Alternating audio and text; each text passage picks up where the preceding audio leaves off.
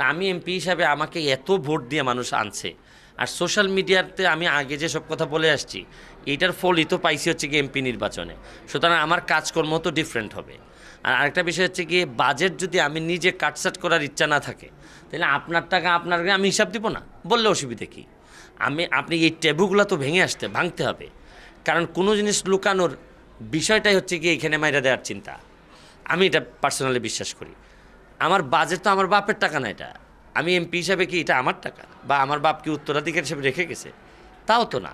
আমি তো চাই আমার বাপ যেটা রেখে দিয়েছে এইটাও মানুষ জানুক। আর এটা তো রাষ্ট্রের টাকা, রাষ্ট্রের প্রতিটা পেনি, প্রতিটা আমি পয়সা আমার কাছে হিসাব দেওয়া লাগবে।